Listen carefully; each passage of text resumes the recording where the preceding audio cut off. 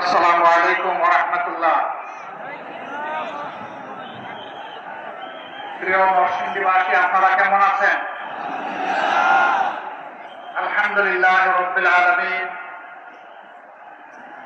আসসালাতু ওয়াসসালামু আলা রাসূলিল কারীম ওয়া আলা আলিহি ওয়া সাহবিহি ওয়া আহলি বাইতি আজমাইন। বাংলাদেশ জামাত ইসলামী ঐতিহ্যবাহী নরসিংদী জেলা শাখা কর্তৃক আয়োজিত আজকের এই বিশাল জনসভা সম্মানিত সভাপতি, সম্মানিত জেলা আমির জনাব মৌলানা মুসলিউদ্দিন, বাংলাদেশ জামাত ইসলামীর কেন্দ্রীয় নেতৃবৃন্দ, অন্যতম বিশেষ অতিথি জনাব মৌলানা রফিকুল ইসলাম খান, জনাব সাইফুল আলম খান মিলন, অন্যান্য নেতৃবৃন্দ, বন্ধু সংগঠনের নেতা এবং কর্মীবৃন্দ, শহীদ পরিবারের গর্বিত সদস্যবৃন্দ, 24-এর গণবিপ্লবে আহত প্রিয় সহকর্মীবৃন্দ, প্রিয় নরসিংদীবাসী, সাংবাদিক বন্ধুগণ, আল্লাহ তাবারক ওয়া তাআলার শুকরিয়া আদায় করছি যিনি আজ মুক্ত পরিবেশে আপনাদের সামনে দুটি কথা বলার জন্য দাঁড়াবার তৌফিক দান করেছেন। আলহামদুলিল্লাহ। এই পরিবেশ একান্ত আল্লাহ তাআলার দান। বাংলাদেশের মানুষ মঈনুদ্দিনের দুঃশাসনের 2 বছর, পরবর্তী শেখ হাসিনার ফ্যাসিজমের 15.5 বছর, এই 17.5 বছর ভীষণ কষ্ট এবং যাতনার মধ্যে ছিল। এই সময়ের ভিতরে অসংখ্য আল্লাহর বান্দাবান্দি খুন হয়েছেন, গুম হয়েছেন, আয়নাগরের বাসিন্দা হয়েছেন, পঙ্গু হয়েছেন, আহত হয়েছেন, মামলার আসামি হয়ে দফায় দফায় জেলে গিয়েছেন, চাকরি হারিয়েছেন, ব্যবসা হারিয়েছেন, বাড়িঘর তাদের ধ্বংস করে দেওয়া হয়েছে এবং বাংলাদেশ জামাত ইসলামের উপর আরো বাড়তি জুলুম করা হয়েছে। এক এক করে আমাদের 11 জন শীর্ষ নেতাকে জেলের ভিতরে হত্যা করা হয়েছে। বিচারের নামে তামসা করে কাউকে দেওয়া হয়েছে ফাঁসি, কাউকে ফেলে দেওয়া হয়েছে মৃত্যুর দিকে। প্রিয় দেশবাসী, আপনারা লক্ষ্য করেছেন পুরাটা সময় জুড়ে বাংলাদেশ জামাত ইসলামী একমাত্র দল যেই দলের কেন্দ্রীয় কার্যালয় থেকে শুরু করে দেশের সব কয়টি কার্যালয় কার্যত সিলগালা করে রাখা হয়েছিল।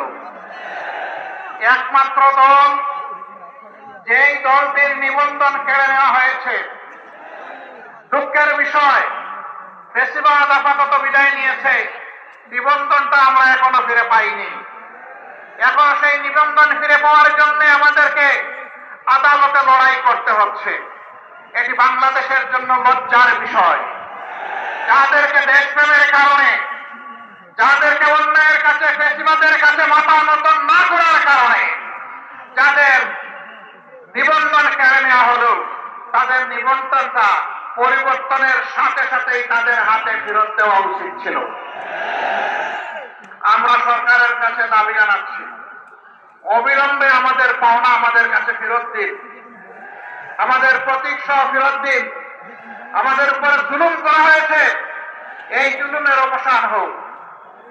সম্মানিত ভাইয়েরা, মিথ্যা মামলায় যত নেতৃবৃন্দকে আটক করা হয়েছিল একে একে সকলেই মুক্তি পেয়েছেন, কিন্তু আমাদের কলিজার টুকরা বাংলাদেশ জামাতে ইসলামের তৎকালীন ভারপ্রাপ্ত সেক্রেটারি জেনারেল জনাব ADM আজহারুল ইসলাম এখনো মুক্তি পাননি। কেন তিনি মুক্তি পাননি? জনতার দাবি তাকে এখনই মুক্তি দিতে হবে। তিনি মজলুমদের প্রতি এক সমস্ত শ্রেষ্ঠ নেতৃবৃন্দকে তারা খুন করেছে। আল্লাহ তাআলা তার একজন বান্দাকে জীবিত রেখেছেন। সম্মানের সাথে অবিলম্বে আমাদের বুকে তাকে ফিরিয়ে দিন। যদি গড়িমসি করা হয়, বাংলাদেশ জামাতে ইসলামী জনসম্পৃক্ত ন্যায্য দাবি সহ জনাব আজহারুল ইসলামের মুক্তির দাবিতে মাঠে নামতে বাধ্য হবে।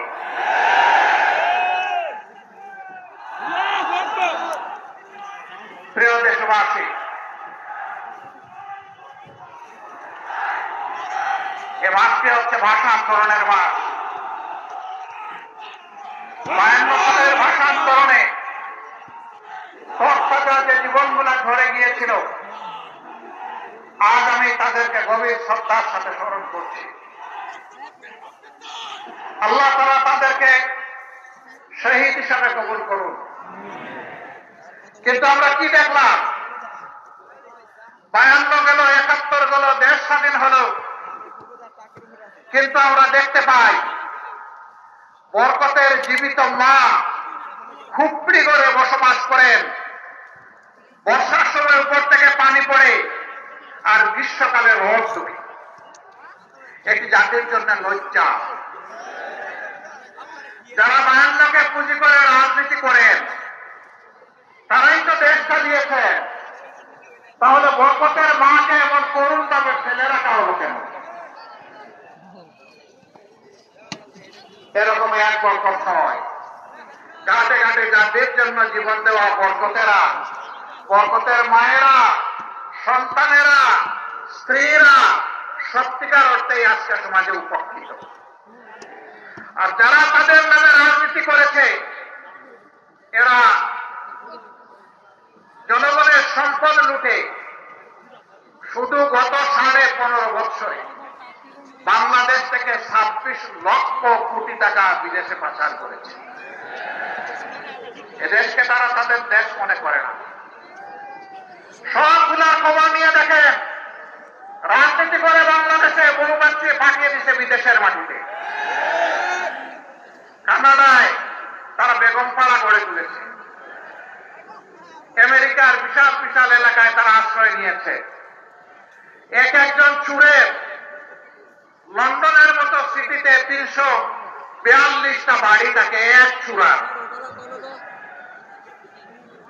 এইরকম চুরের খনিগুলা তৈরি হয়ে গিয়েছিল, আর বাংলাদেশের মানুষের সম্পদের খনি তারা লুট করে নিয়ে গেছে। এরাই আবার অন্যদেরকে চুর বলতো। এটা হলো চুরের মার বড় গলা। এখন মাও পালিয়েছে, চুরও পালিয়েছে। খালে বিলে নদী নালায় বনে জঙ্গলে। তার সাথে যারা আদালতে বসে আদালতের পবিত্রতাকে দুলিশ্বাস করেছিল, এক একজন নিরীহ মানুষ এক একজনের বিরুদ্ধে হত্যার রায় দিয়ে ওই রাতেই যে আবার টেলিভিশনের টক শোতে বসে গর্ব করে বলতো, আজকে নিজামকে, কালকে গোলাম আজমকে, পরশুদিন সাইদিকে মৃত্যুদণ্ড দিয়ে এসেছি। এদের মধ্যে কেউ কেউ বলতো আমরা শপথবদ্ধ রাজনীতিবিদ। লজ্জা এবং ঘৃণা। বিচারকের চেয়ারে বসে যে রাজনীতিবিদ হওয়ার স্বপ্ন দেখে সে জাতির কলঙ্ক। বিচারক হতে পারে না। ও বন্ধুরা, আজকে তোমাদের রাজনীতি কোথায়? এখন যে দেখি না, মন বড় চায় তোমাদেরকে দেখতে, পাই না যে তোমাদেরকে। কোথায় গেল রে জাতির বন্ধুরা? আসো, সাহস থাকলে সামনে আসো, সামনে এসে নিজের করুণ পরিণতি ভোগ করো। আমার বন্ধুরা বলে গেছেন, প্রত্যেকটি গণহত্যাকারীকে দেশে হোক বিদেশে হোক পাকড়াও করে ট্রাইব্যুনালের হাতে তুলে দিতে হবে। এদের বিশাল জাতি দেখতে চায়। এই মাফিয়া খুনিদের গডমাদার ছিল শেখ হাসিনা। তারই আশ্রয়ে প্রশ্রয়ে, তারই নির্দেশে, তারই কুলে সমস্ত খুনিরা লালিত পালিত হয়েছে। জাতি এদের বিচার চায়। এতদিন আমরা বললে কিছু কিছু মানুষ সন্দেহ করত এগুলা রাজনৈতিক বক্তব্য কিনা। গত পরশুদিন তাদের কপালের বয়ান বিশ্ববাসীর কাছে এসেছে। তাদের আমলনামা গোটা দুনিয়ার মানুষ জানতে পেরেছে। তারা কি করেছে, কোন অপরাধটা তারা করে নাই, সব কিছু বের হয়ে আসবে ইনশাআল্লাহ। আমার সম্মানিত ভাইরা, আমরা চাই অপরাধীদের বিচার হোক, কিন্তু আমরা এটাও চাই যে তাদের প্রতি সুবিচার নিশ্চিত করা হোক।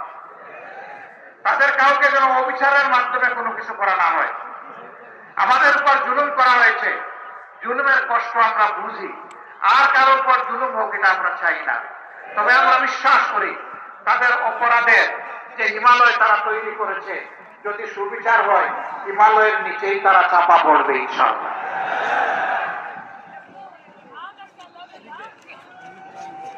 দেশের সম্পদ দেশের ভিতরে থাকুক, বিদেশে থাকুক, জাল ফেলে এগুলা দেশে ফিরে আনতে হবে, সরকারের কোষাগারে জমা দিতে হবে, বৈষম্যহীন ভাবে বাংলাদেশের উন্নয়নে এগুলাকে কাজে লাগাতে হবে। কেন বৈষম্যহীন বললাম?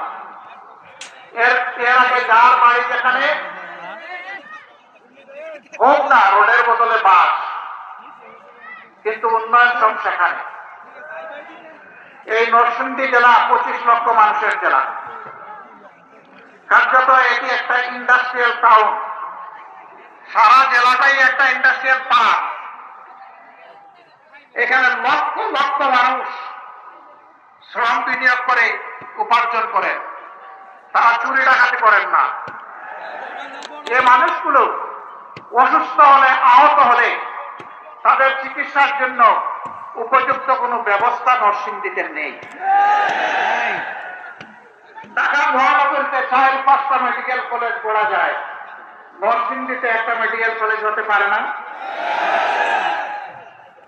তাহলে এই মানুষগুলোকে হাঁস করে ঢাকার দিকে দৌড়াতে হতো না।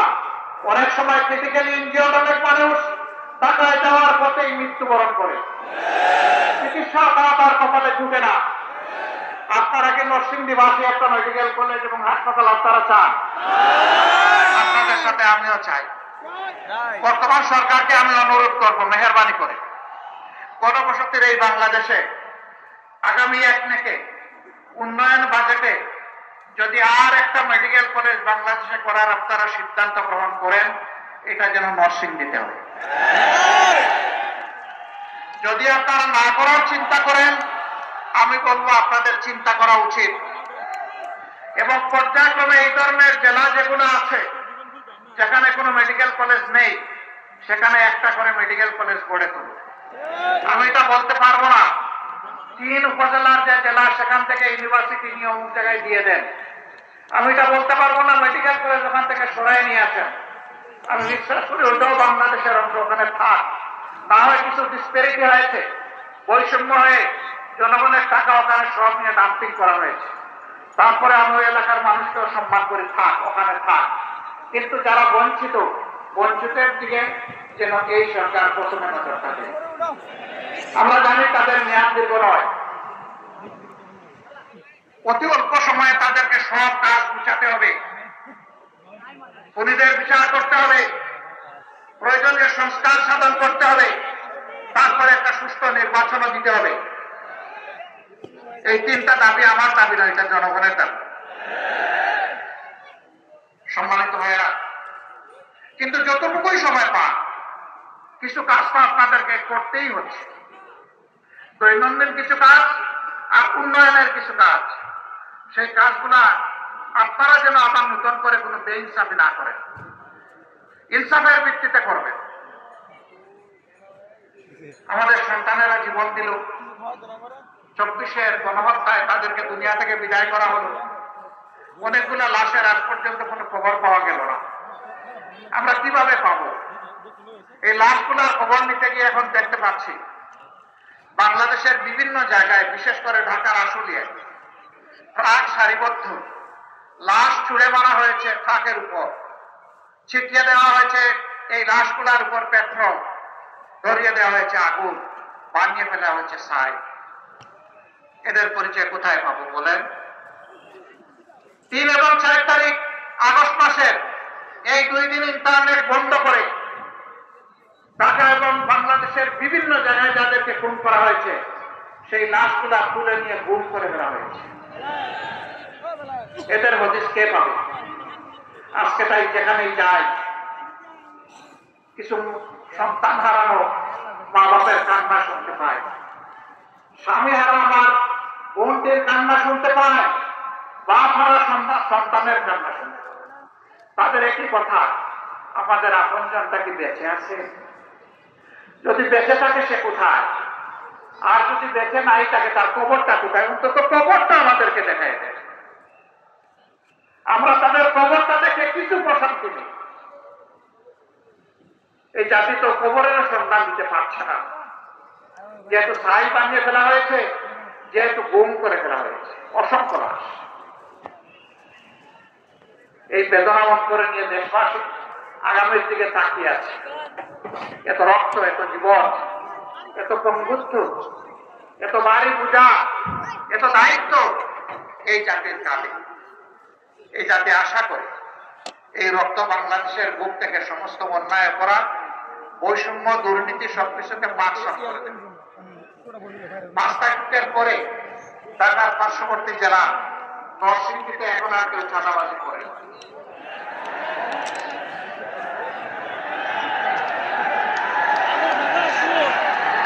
মিল, ফ্যাক্টরি, ইন্ডাস্ট্রির মালিক যারা, তাদের কাছে গিয়ে বলে না শান্তিতে যদি ব্যবসা করতে চান মাসে মাসে এত টাকা দিয়ে তারপরে ব্যবসা করবেন।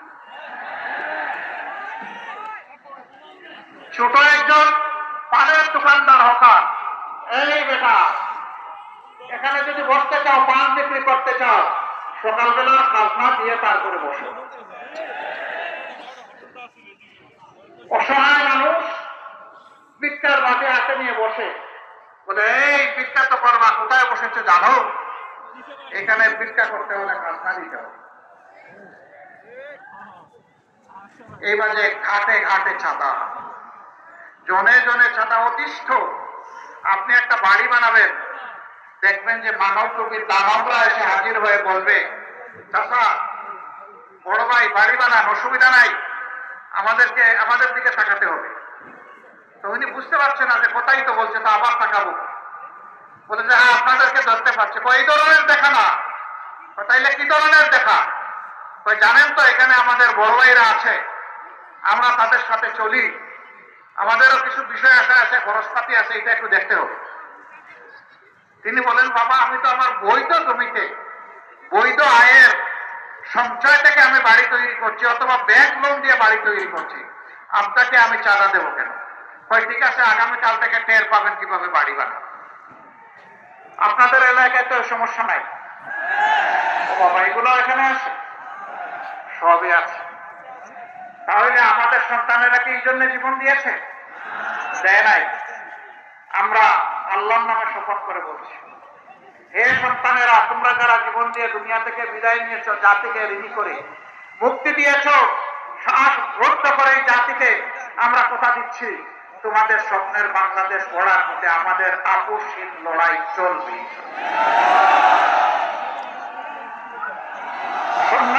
এই সমাজ থেকে চাঁদা, দুর্নীতি, দুঃশাসন যতক্ষণ পর্যন্ত বিদায় না নিবে, ততক্ষণ পর্যন্ত তোমরা যে স্লোগান দিয়েছ সেই স্লোগান আমাদেরও স্লোগান।